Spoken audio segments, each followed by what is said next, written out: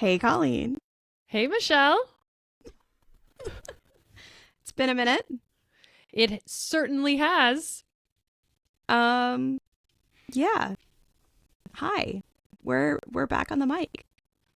So you know that song, "The Boys Are Back," and I feel like we need that for girls, for us. That should be our intro music. The girls are back, and there's gonna be trouble, or something like that. Yeah. Oh my gosh. And we're on video is the other thing. I don't know if I told you this, that we're going to do video. You didn't tell me. Fortunately, I got dressed today. Well, I'm telling you now. I was ahead of the game. Telling me now. Yeah, no. So I feel like this really matches my vibe lately, which, okay, whatever. We're just going to. So I'm working on a new talk, and I decided that like, I only want to give talks to developer audiences if it's going to be fun. Right? Yeah. Like, love that. I don't know if I probably told you, like, I feel like when I did a bunch of like deploy empathy talks, right? And I got a lot of invitations to conferences, which was really, really nice. But man, like getting up there at a developer conference as a woman, giving a soft skills talk about how they should listen to people more, and it's such a like take your vitamins talk. And it's just like, I always had super positive feedback from organizers and from most attendees, but like from enough attendees that it was like, I don't know. I didn't like being in the box of being the woman who was giving a talk about feelings at developer conference and people making comments about, it not being as, substantial as the other talks, right? And it's just exhausting to like give the take your vitamins talk. So I decided that I'm only going to give them if they're fun. And I gave a fun talk at MicroConf in Europe in October that I had all these little like bits and stuff in it, and like honestly it was just like me entertaining myself, but I think it was fun, it went well. And so I like want to do that for this new talk I'm developing, right? And so I like uploaded the transcript of that to Claude, and Claude described my style as warm chaos. Which, given this whole setup right now, I feel like warm chaos like really, really encapsulates it. Like, I think the longer thing it said was genuinely enthusiastic and slightly out of control, but actually in control the entire time. I love that. And I was like, that's yes, amazing. I give the appearance of chaos. Anyway, so this is slightly chaotic in the fact that, hello, we're here. We're not going to edit this. Not that we were very heavily edited before, but we're not. I'm going to say and it's going to happen, and whatever, you can just deal with it. And we're going to be on video. So I talked to somebody actually at Lyricon EU the other day who was telling me how she watches podcasts. And like, do you watch podcasts? Nope. No. Don't get it. And I was like, same. Okay. I'm like, who has the time? Like, who is sitting down with like a bowl of popcorn watching a podcast? Like, what? And anyway, this woman was telling me about how she watches mostly technical. And I was like, why? Like, can I ask you? Yeah. And she's like, well, there's only so many Lyricasts, and you run out of them to watch during lunch. And I was like, oh, that's interesting. Okay, you watch technical talks during lunch. Okay. And then so it's filling the hole of that. But then she's also saying, she has a hearing aid, and it's much easier for her to understand the podcast when she can watch people. And I was like, okay, that's fair. Like, so yeah, I think there are some weird people out there though who just get a bowl of popcorn and watch podcasts. I still don't understand you. Like, but whatever. We appreciate you. We appreciate you. Here's us on video, even though my lighting situation is permanently weird. I don't know. How are you? Such a complicated question, Michelle. How are you? Tell me. I'm actually amazing. I am working all the time, and I am loving it. Like, I don't know how else to describe it. Like, I don't want to say I'm working all the time, but I'm just working a lot more, because I was wandering in the desert for quite a while. I feel like we should like pull back a second and talk about like our lives since December of 2022 when we stopped doing this regularly. Like, we did one a year later, or was that like a I year feel like ago we or did 2 years one, ago? Like there was like, one tag or up. two, like I kind of like strong armed you into doing one at one point, and like, but like both of us went through burnout, and like now I feel like you're totally back to your like. I was actually thinking about this in the car. Are you a golden retriever or a Labrador? I couldn't decide. You couldn't decide. I feel like you're more a Labrador, right? Because Labradors, they're a working dog. Like they will like chase birds into a pond. Does that make any sense? Like, you know, like they're like waterfowl hunting dogs, right? Like from Labrador in Canada, right? You know, like, but they will like, you could throw a tennis ball for a Labrador, like, and they'll swim or whatever, like forever. And I feel like that's you. Okay, I will defer to your expertise as I do not have but a dog. Maybe you're a golden retriever. No, like that. You're one of those. But I feel like you're like, you know, I was listening back to the podcast we did. Again, what is time? Like a year ago? Like I know. A year or two. What is time? Ago? I don't know. Yes. And you were not golden retriever, Labrador retriever Colleen. Like you were not chasing the tennis ball. You were like just, I don't know, the equivalent of like flopped in front of the fire and just, you know, this dog analogy is going way too far. This is like, you may not be able to exhaust a golden retriever, but you can exhaust an analogy about a golden retriever, and I have just done that. Yes. I would say that was a challenging period, and it did take me a while to come full circle and like come back. Yeah. I mean, and I think that shows like, you know, I went through burnout too from like, gosh, probably January 23 to, I don't think I didn't come out of it till like September, October of 24. And then I had like 6 months where I was like a golden retriever puppy and like probably exhausting for everybody around me because I had so much energy. But like, you know, I like described like you going through burnout to people, not like, I didn't use your name obviously, but I was like, I know somebody who is like literally the most emotionally healthy person I have ever met, to the point where it confuses me. And they are going through burnout. Like, right. And so it's like, I feel like if you went through, like, you know, like, okay, yeah, fine. Like, again, we've just gone over, like, I'm warm chaos, like, you know, whatever, there's chaos, like, you know, me going through burnout, right? Like, okay, that tracks, right? You know, goes with the chaos. But like, you being like Miss super emotionally, mentally stable and healthy and, you know, perky little golden retriever going through burnout and not wanting to chase the tennis ball, like that was like, I think that just shows that it can hit anybody. Totally. Yeah. Did you want me to expand on that? I don't know. I mean, it's just such a weird thing too. I was talking to somebody else about it today, and like it's also this like Rip Van Winkle kind of experience. Like I don't know if you've I don't know if we really talked about your process of coming out of burnout. Like I know we talked throughout it. Just a little side note for the listener here. Colleen and I talk to each other like outside of podcasting. Like we didn't stop doing a podcast because like we weren't friends anymore. Like I had people come up to me at conferences and being like, "Are you and Colleen still friends?" And like be really worried about us. And I was like, no, we like have a group chat. Like we're fine. Like we still talk. But like, it's a weird process to come out of it. And you're like, for me, I was like, oh my God, I have a personality again. Like, this is so weird. But like, for you, what was it like?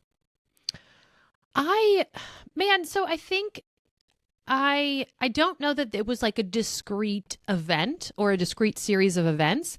And I would like to like kind of like talk a little bit about the term burnout, because I feel like when I was going through that period, that's just how some people live their lives, you know, like they're kind of mediocrely happy and they work a job that they kind of don't like. And like, I just have always existed like on a plane space vibe. Yeah. I mean, I know people who live their lives like that. So I feel like people like us, we live on a different plane, right? We expect more, we want more, we go after more. Like if you work, this is going to sound, you know, if you get a job at like a big company, you'll see all these other people and you will find that like being like having the kind of mindsets that we have and the kind of ambitions that we have is not a normal thing. So I feel like that's like kind of an important thing to point out. Right. And for me, it was really like, I'm a very, like mission driven person or like purpose driven person. So what happened to me, I think, is I shut down the business, a couple like key relationships in my life, like friendships, because of, I don't want to say because of the fallout of that, but like things were not weird. Ours. Not ours, obviously. Not ours. Yeah, like additional clarification. We're fine. There were just some like key professional relationships that suffered from the fallout of that business shutting down, and everything is fine now, but it was just kind of like, so it was kind of like, it felt like a lot of things fell down at the same time. And I was never like I was never depressed or anything. It was just like, what am I doing? Like, this is stupid. Like, it was just kind of a lack of intrinsic motivation would be a better way to describe that's the big it. thing, like, and I was literally talking to a founder earlier today, who kind of like made like a sort of a joke off the side, like, oh, maybe I'm burned out, whatever. And like we talked about something else, and I was like, hold on, we need to come back to that. Like, we need to drill in on that.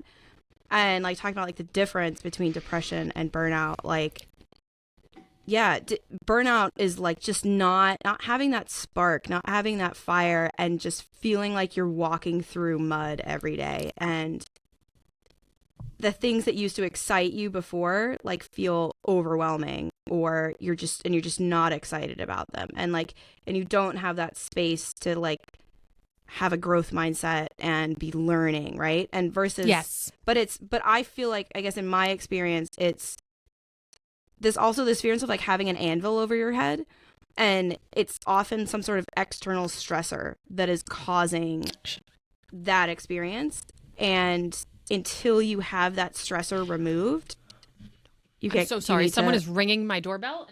Okay. Again, warm chaos. Y'all know I can just keep talking. Like, I'm fine. It's the power company. Hold on. Okay. I'm so sorry.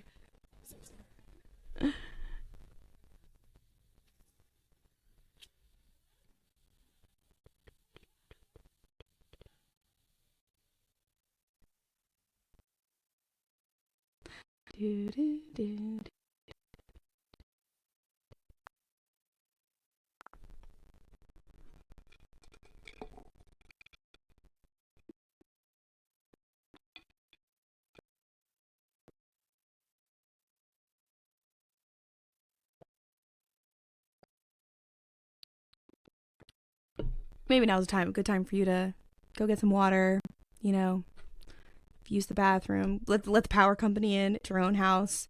It's a good time to do that. Check your email, pull up your phone, go get some more popcorn if you're watching us.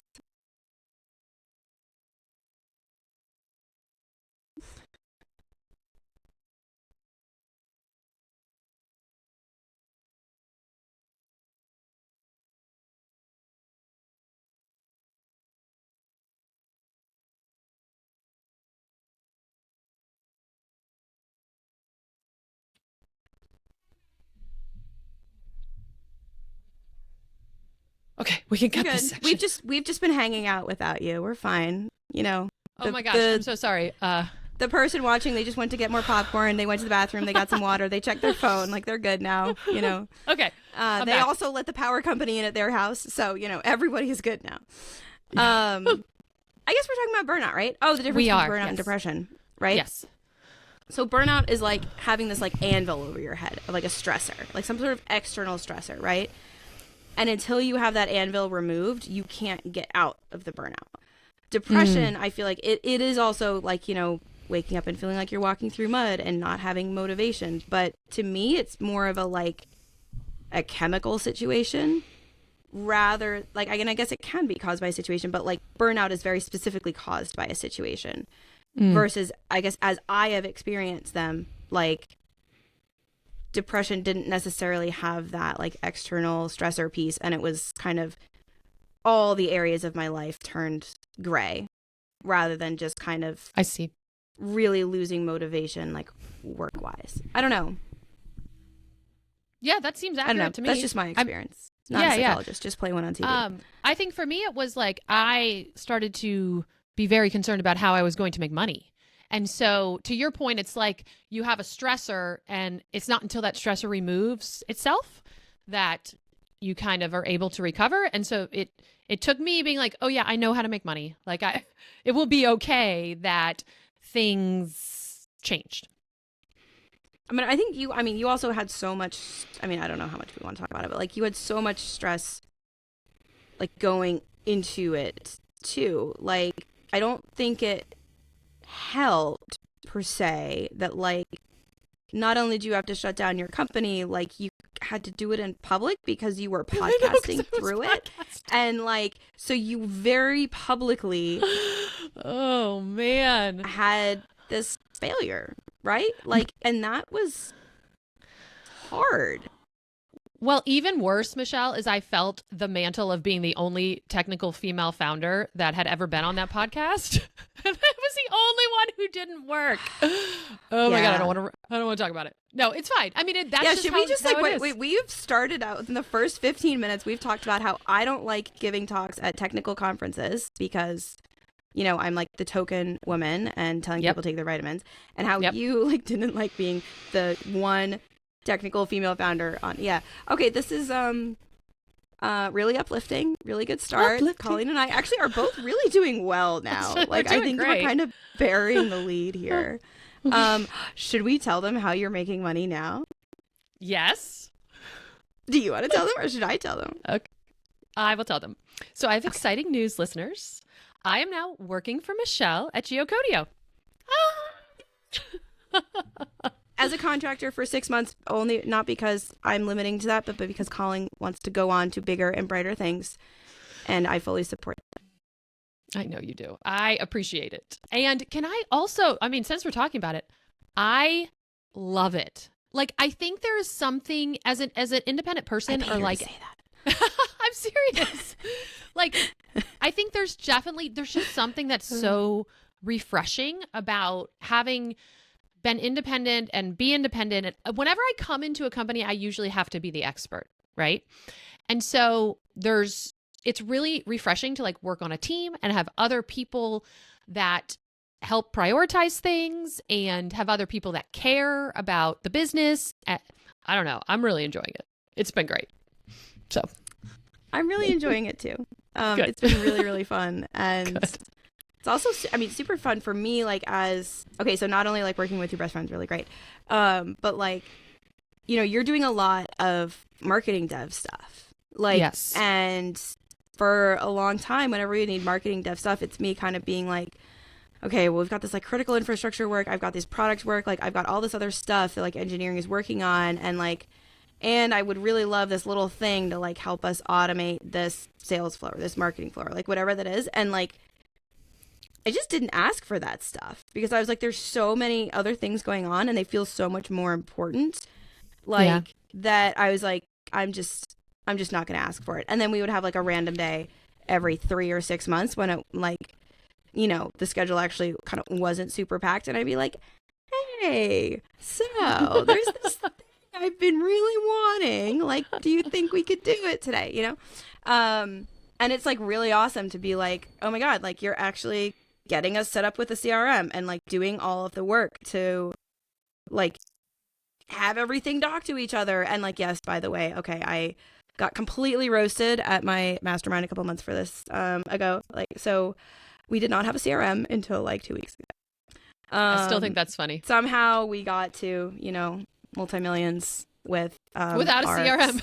With our sales process being me having tags in my email that say follow up. Like, I love that so much. Like, and a Google Doc. Oh, we didn't even have the Google Doc until October. Like, that's new. That's I feel like that's a really interesting, we can talk about the article you just published too, but I think that's a really interesting study on product market fit because, for example, you have a multi-million-dollar company and until 3 months ago, you were managing customers in your Gmail, which just shows versus like other founders who are setting up all these systems and they're pushing so hard and they have like a couple thousand or 10, 20,000. It's kind of interesting to see like, I'm not recommending my approach here. No, but I'm saying if you really have product market fit and if the product really is, a good fit in the market, you don't need, like, I think there's this like overhead of all these things you need to set up and like maybe I guess if the product is good enough, you can be bad at other stuff basically. Like,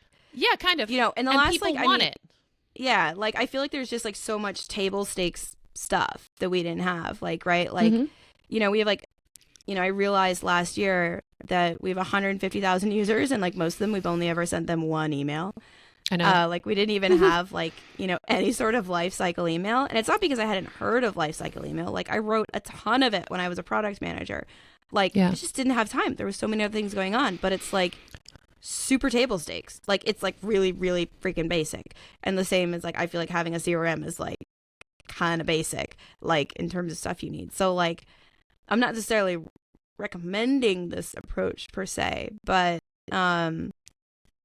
it, you know, we got, you know, along, limped along perhaps with that for long enough, but it's like, it actually is kind of nice to sort of be having those things. But I guess it is a sign of pull from the market if you're able to, I mean, the fact that we got to where we are without having like truly like honestly basically like basic table stakes life cycle email, like, you know, I think this is why I also like I'm investing in this now and having you doing work on like getting everything super streamlined in Bento, and like, oh, we're like using a proper email platform now. Like we didn't have like a proper ESP until 3 months ago. It was literally like, it was a self-hosted thing that was very, very, very basic.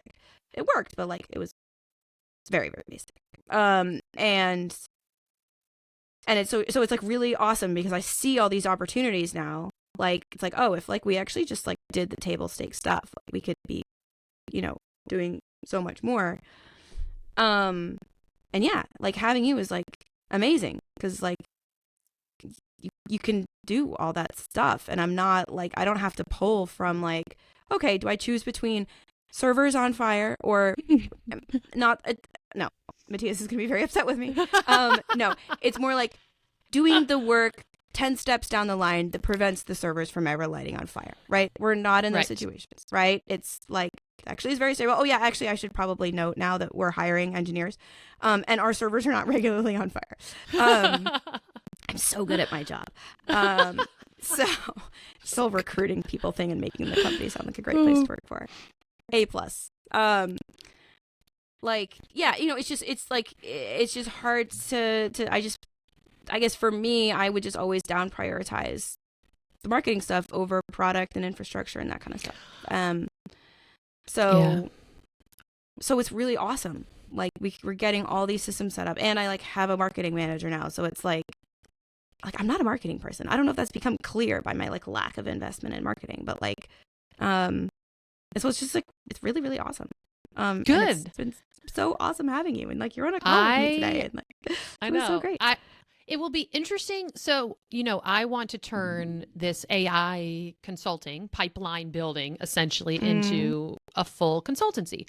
And it will be interesting to see if we feel like the value, like all of these things are great, and I'm so happy that you are happy, but like if the value is there to do high value consulting, because I'm still unsure whether, am I just a marketing ops person who knows how to code, or can I turn this into like a high value, like pipeline building consulting thing? So I'm super curious to see how this all plays out in the world of AI and, you know, go to market and all that stuff.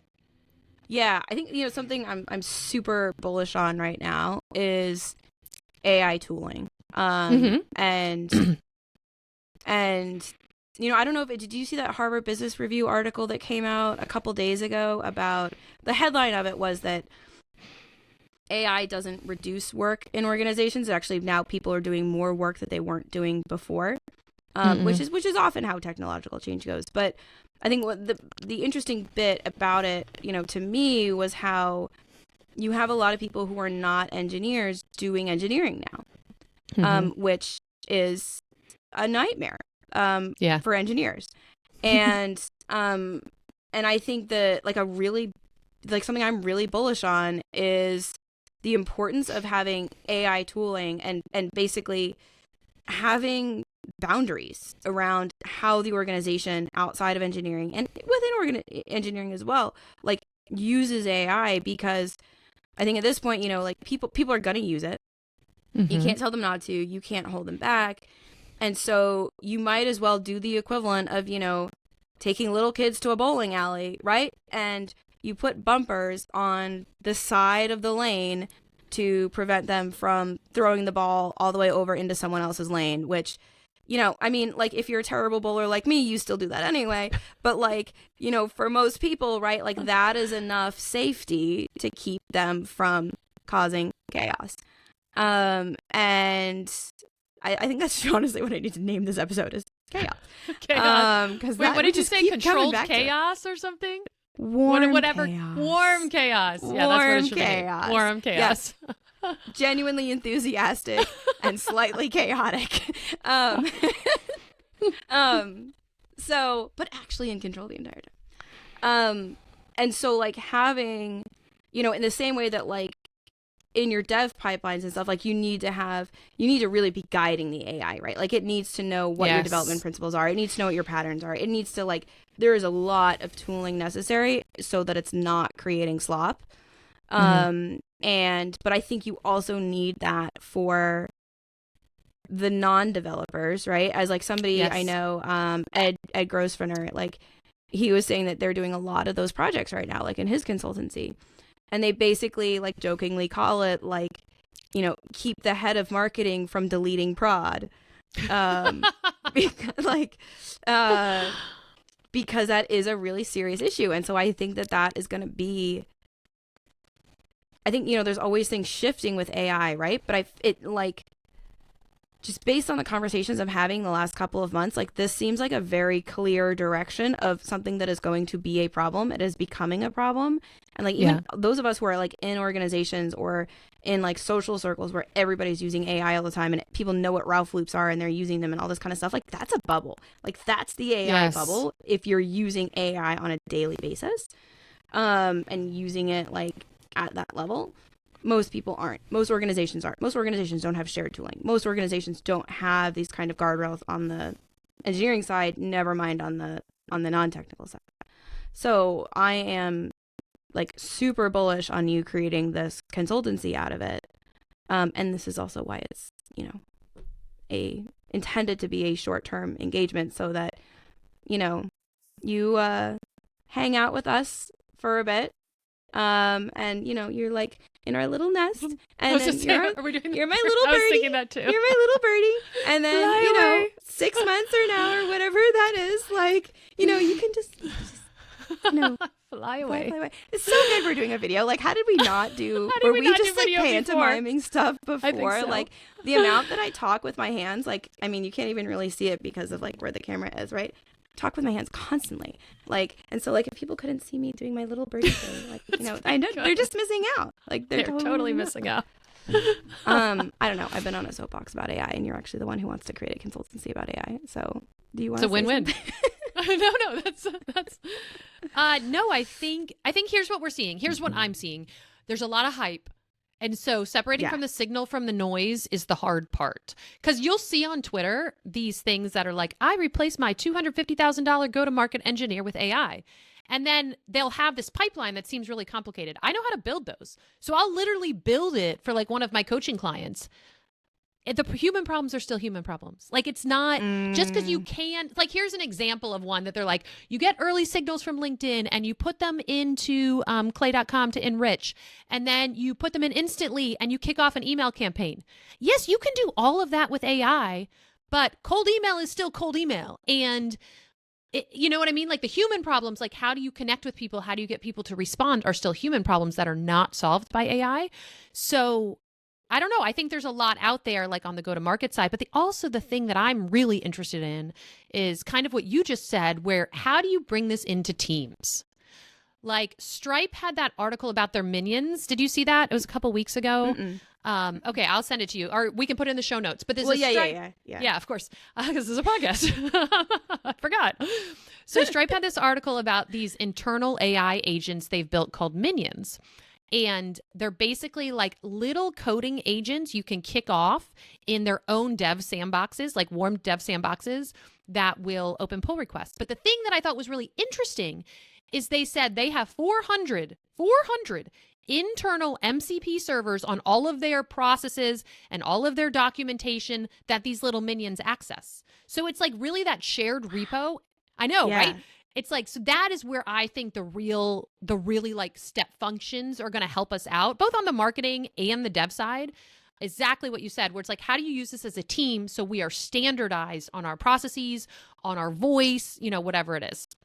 Right. And like, but on our patterns, what are our code standards? Yes. What are our, like, you know, because I had this blog post like a month or two ago that had this really interesting reaction. Like, and it was basically about how engineering projects are not only a lot shorter now because of AI, but also like the percentage of where you're spending your time has changed. So there's like more time spent on scoping, like on creating the PRD, right? Way less time on coding. Like that's like something that was previously a month of coding is now an hour of Ralph loops. Like crazy. And then, but then like 70% of that project is now on QA because you have to go through things. And I think it was a really interesting reaction to the post. First of all, I had a ton of engineers roasting me in the comments, so that was great. But then I kind of realized actually, you know, Matthias has sort of talked about how there's like kind of two types of engineers. There's craftsmen and there's builders. Craftsmen are the people who really, like, they are engineers because they love the act of coding.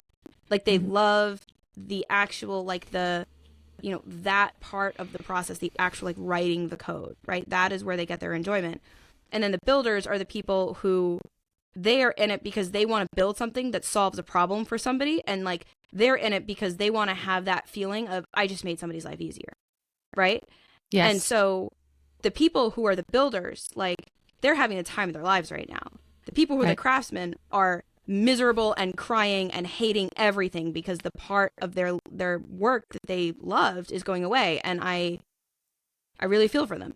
Right. And they're genuinely and justifiably very, very upset about how that's changing.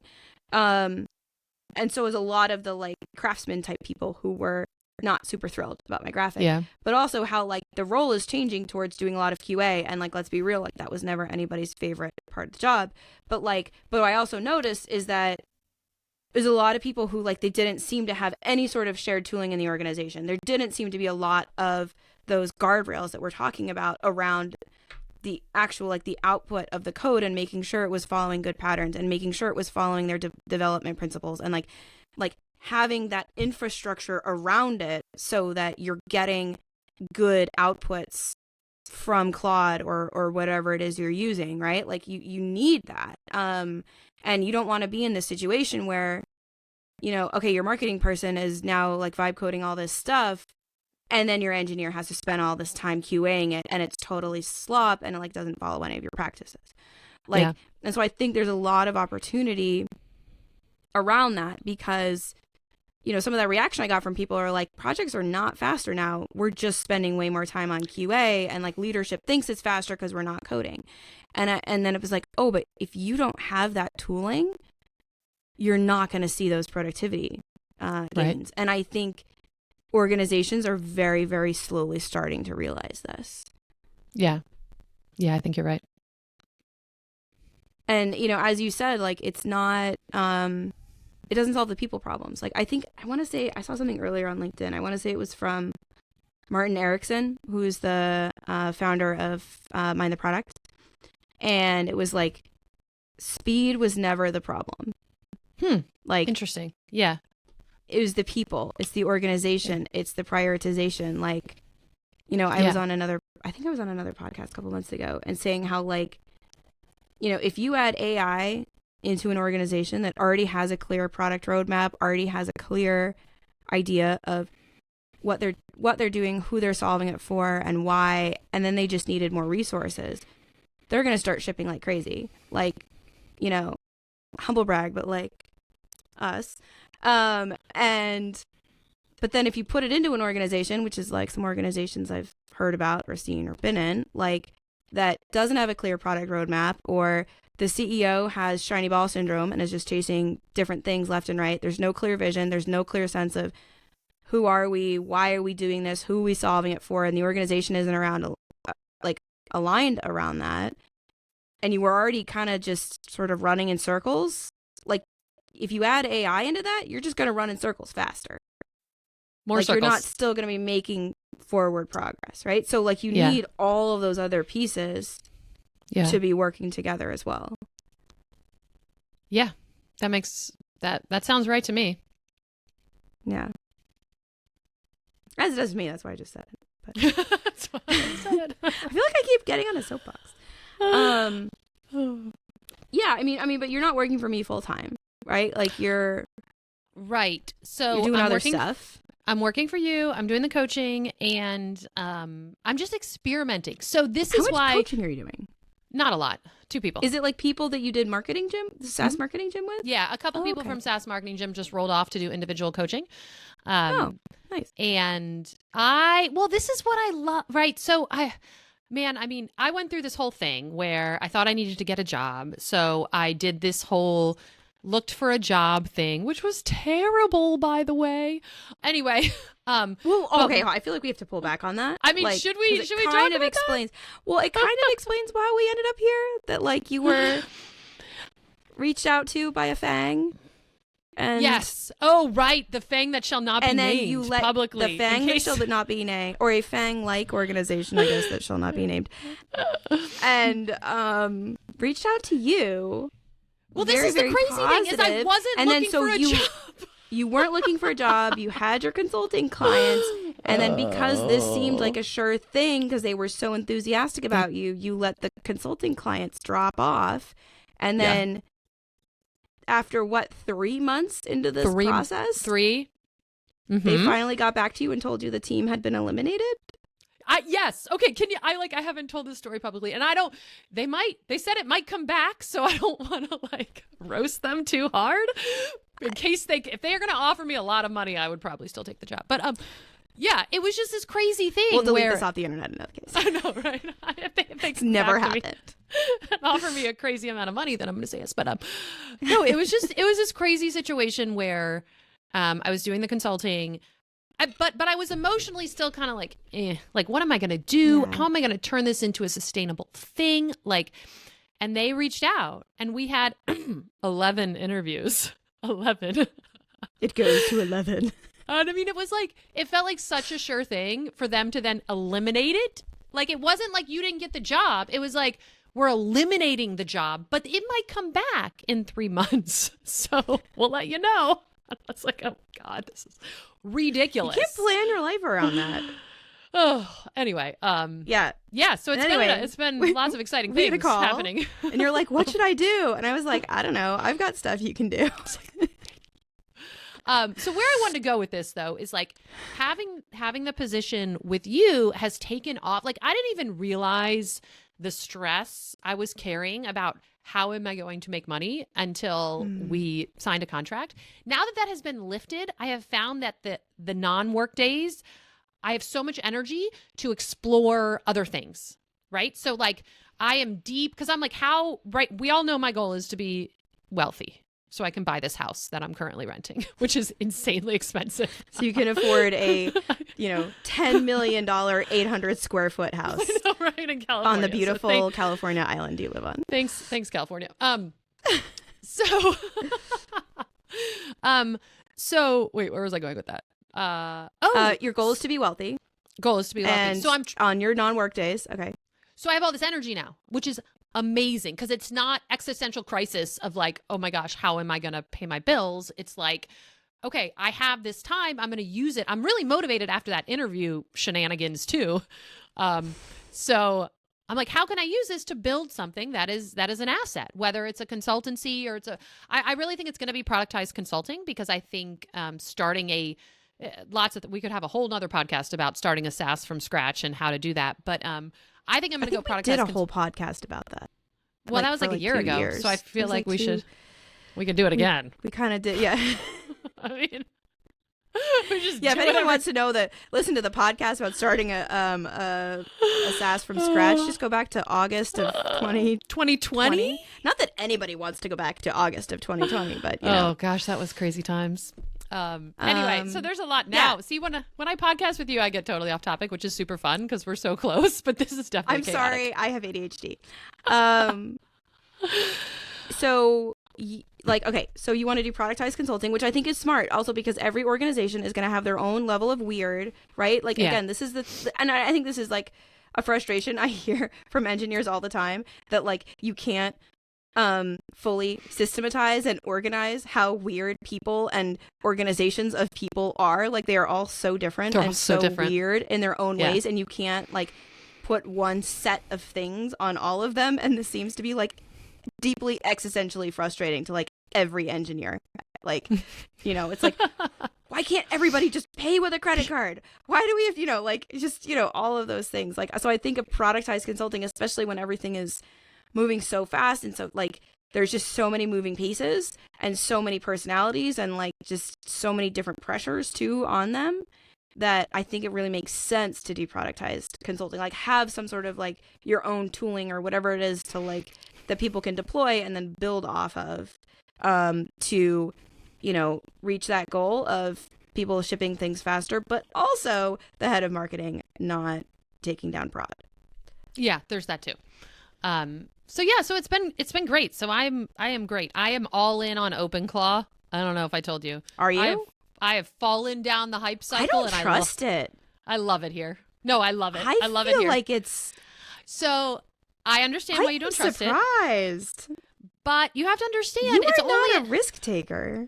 I know, and I'm a security person too. Like, I'm not a security person, but I'm sensitive about security. So you have to understand, it's only as dangerous as you let it be. Like, I'm not going to give it access to my email, which is I want to, but I won't. Okay, the stories I'm seeing, it's like, oh yeah, I connected it to my email and to my bank account and to like my phone, and like now it automatically like pays my bills for me or like whatever, and I'm like, no, there's no way. So what are you using it for if you're not being completely irresponsible? Okay. So first of all, I have these scripts to set it up on Hetzner in a locked down mode. So every time I set it up, so I'm setting it up for some people.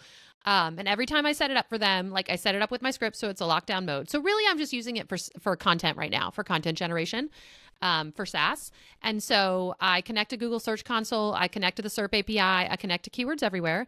And every week I have it pull a report, do an analysis, write content for the Simple File Upload blog, and it auto-publishes it. And I guess, why do you need to use OpenClaw for that? Like, why can't somebody just use Claude Code to do that? You can, but this is such an interesting question, because you absolutely can do all of that with Claude Code. But what is so nice, it seems subtle, but the way that the cron jobs work on OpenClaw, where you just come to your desk Monday morning, I'm in Telegram, which I already use. Like, it's delivered to me. It's done for me. I don't have to remember. Telegram, like the chat app? Yeah, I use Telegram sometimes. With OpenClaw, I like to use Telegram. Okay. Do you not use it ever? I used to use it with some of my friends. Like, we had a Telegram group, yeah, so I already had it. I've used it like for Laracon, there's a Telegram group, but like that's like the only time I use it. Okay, go on.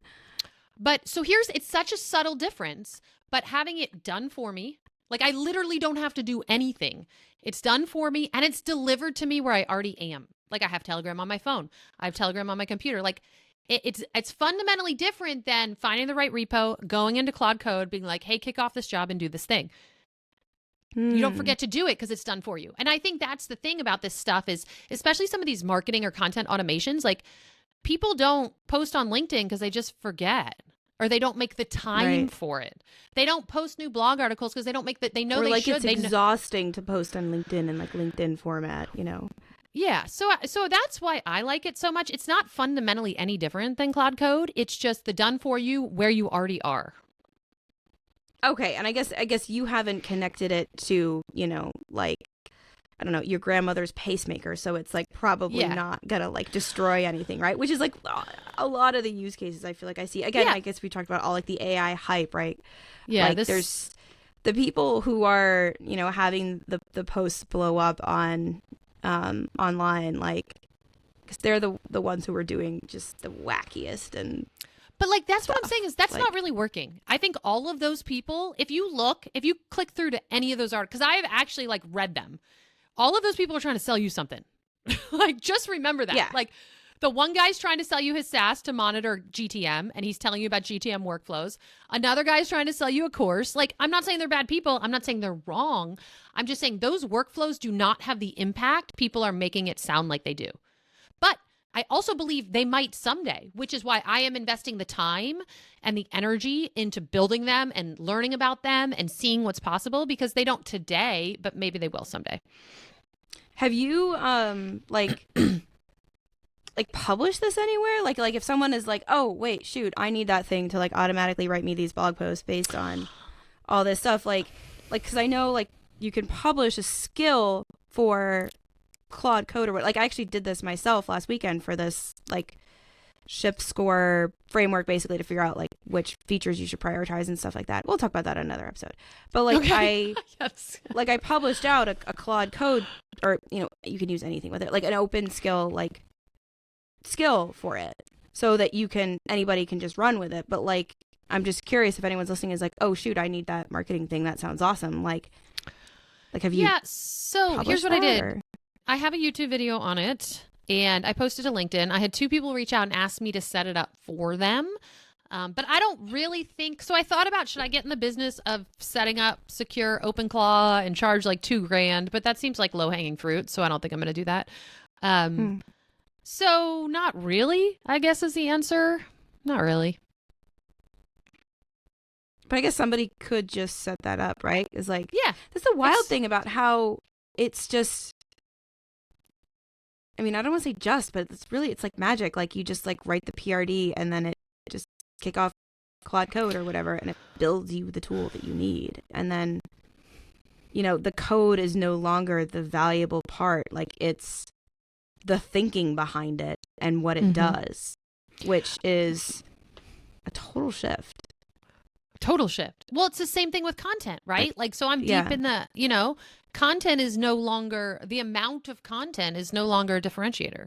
Like, I just think we're going to have such a fundamental shift in everything. Like, I think we're going to go back to in-person events. Like, I think we're, like, if I was, well, maybe I should put a stake in the ground since I'm always looking for ideas. Like, my stake in the ground would be that we are going back to in-person events, because like that's why I started a YouTube channel like 3 weeks ago, and I still am terrible at YouTube. But the reason I did that was because like, how do you prove you're human anymore? How do you prove that you wrote the content? You can still on YouTube, like you can't really prove that it was you. But yeah, like I put out a newsletter and this weekend, and I felt like I had to write at the bottom of it, like every word of this was written by me personally, like the old-fashioned way. Yeah. I don't know. I think attention is... Oh, can I say one more thing while we're talking about AI? But yeah, I guess like I was thinking about pitching a talk. Like that, like me being on stage, that could not be AI unless I'm I don't know, didn't they do like holograms of like Michael Jackson or whatever? Like, I don't know. Yeah. Like, I guess it could. But like, okay, you were going to say something. Oh, I was just going to say, speaking of these go-to-market automations that are terrible... I cannot tell you the number of LinkedIn. So I've been on hundreds of podcasts. We did what, 300 episodes? No, how many episodes? 500 episodes of Software Social? 800? A million? 1,000? I don't know. I mean, we did for years. How many podcasts did we do, Michael? 1,000? Okay. But so like I am now they're trying, everyone is trying to use these tools that pick up like on personalization. That's the big thing in outbound right now. So the number of cold emails and DMs I get that will reference some very esoteric, specific thing from a podcast is all of them. Every single one. It's like, I heard you on Rob Walling's podcast where you said X, Y, and Z.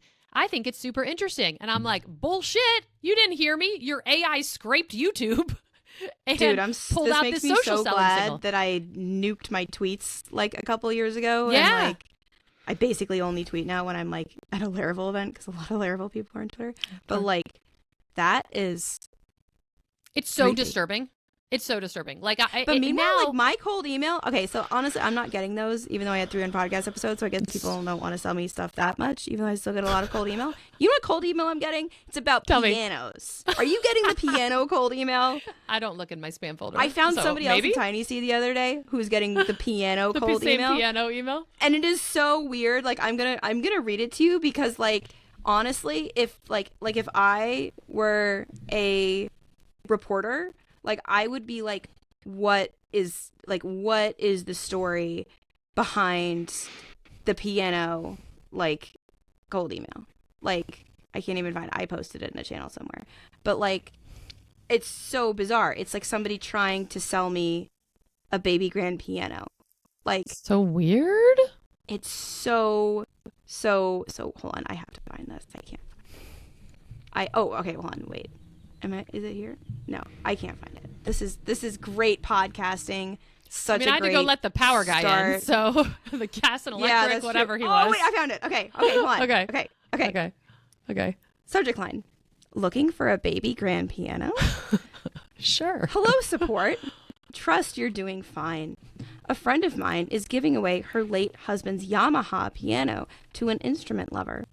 This instrument holds profound sentimental value for her, and she'd love for it to find a new home with someone who will cherish it as much as her late husband did. She'd be delighted to share its history, condition, or other details if you're curious. I'd be grateful for any thoughts or connections you might have. Respectfully, Miss Ogus. What? I have received this email about pianos to multiple of my email addresses, and literally there was a podcast I listened to last year where they actually trace all those weird spam texts you get. What is the deal behind this? I'm I need a reporter to dig into the piano cold email. Because it's not even we know the Nigerian prince scam, right? But it's right.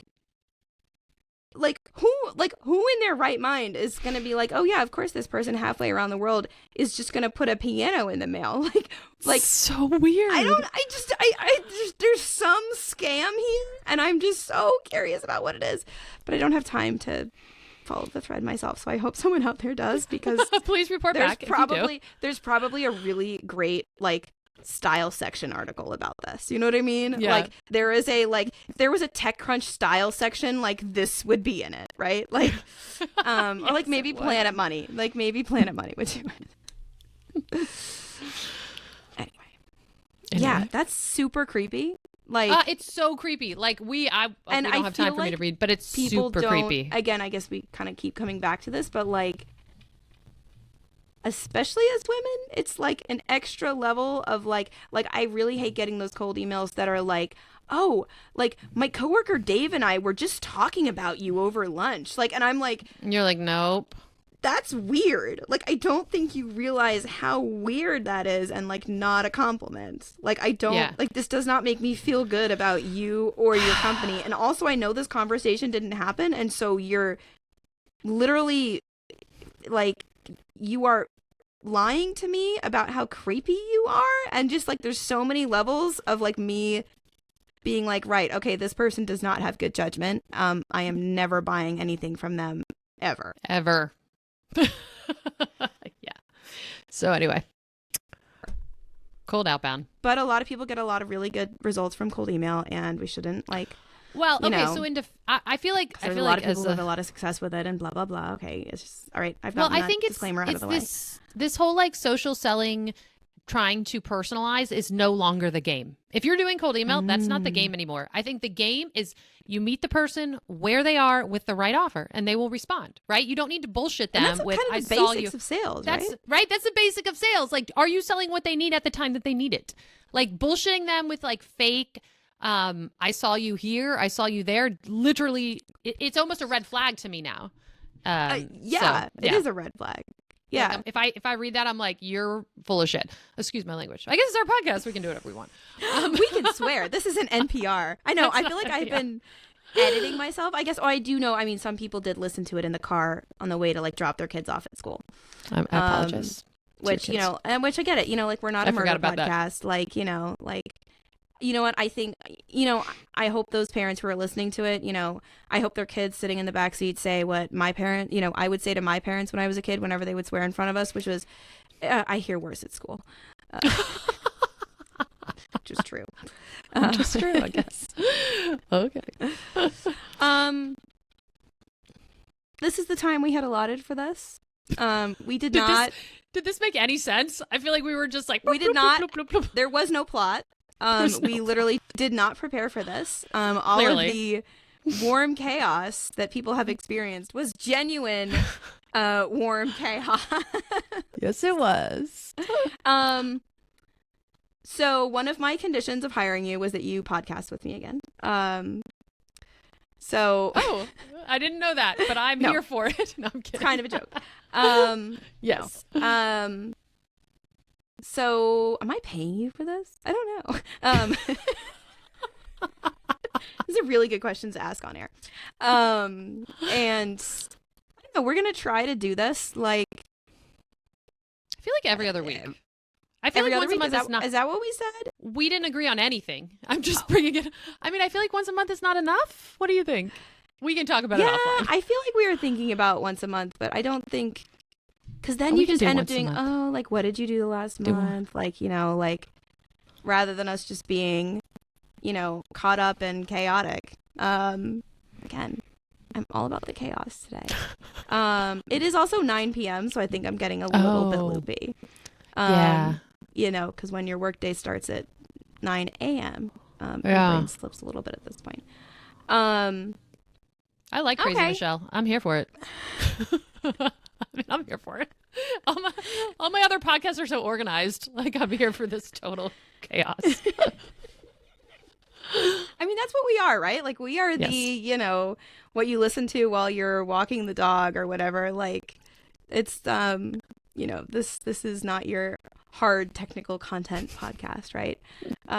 We're not mostly technical. We're not even kind of technical. It's not even remotely technical. No, it's just chat. It's software social. Come for the socializing, and occasionally there will be software. Every other week-ish, every couple weeks, that works for me. And I guess maybe some weeks we'll have more to talk about and we'll do more. And then, but yeah, we're intentionally going to be low commitment because, like, girl, we're busy. Like, we are both busy. Like, I've got a team of, like, people. I know you do. I'm so proud of you. I guess we should talk about that at some point. We should. Yeah, we can talk about your team of people. We should do a thing about that. Because remember, if we go back to early days of Software Social, you might remember I used to harass you about the size of your business and the 0 people you had working for you. And now you have a whole freaking team.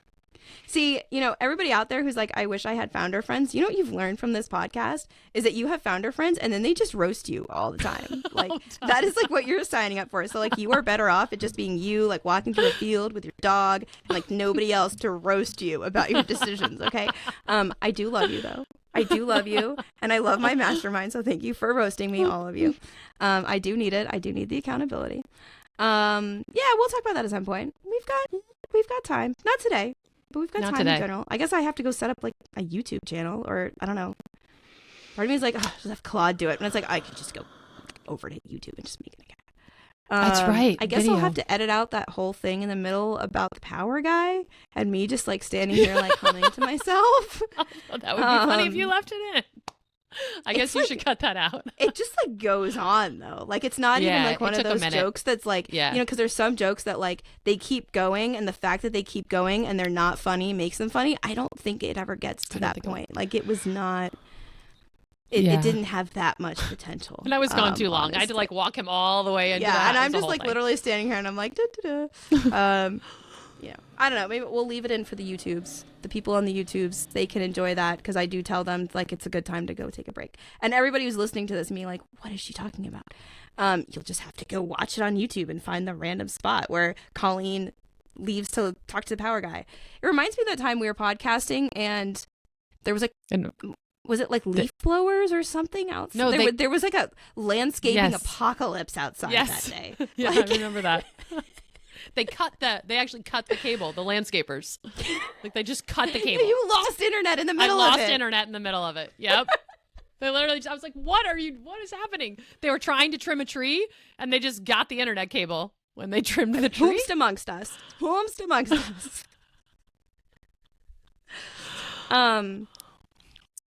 On that tremendous disappointment, I think that I think we should stop. Yeah, because we will just keep going like this. Probably is the problem. And we might. Thanks everyone for listening. Thank you for listening. Did we have a sign off? We used to be very organized, Michelle, because we had sponsors and we were doing it every week, and it was a whole thing. Yeah, we're not used our podcast voices. We're not. Did we have podcast voices? Did I use podcast voice? I had a podcast voice. Would you like to hear it? Oh. Yes. Thank you, everyone. Here's my podcast voice. Thank you, everyone, for listening to Software Social. You can find us on the web at softwaresocial.dev. Dev? I don't even remember. Is it? I guess maybe you can still find us there. No, I guess I do. I have like a radio voice from when I did radio in high school and college. Yes. Actually, when I was on Mostly Technical last year, they had me. I did a read of the bento ad, and I used my radio voice, which I don't even. This podcast is brought to you by. That's good.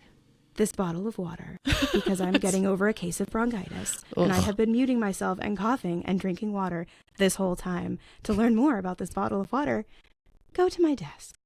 Anyway. That's kind of like ASMR. I feel like you could do ASMR with that voice if you want to be a YouTube star. Could I? I could do it, totally. And then I could also do like the weird like nails thing that the people on the Instagrams do. That's right. Okay. We should stop. I will see you on Slack, and we will talk to all these lovely people at some point in the near future. Goodbye, everyone.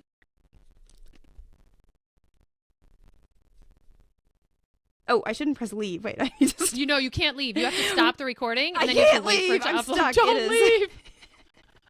It's Hotel California. You should have a stop recording. Okay, so like people, you don't realize that like the first 5 minutes of this was me trying to figure out where the recording button is on Riverside. So we are like, this is a well-oiled machine. Like we are so not remotely at all rusty when it comes to podcasting. Okay, bye.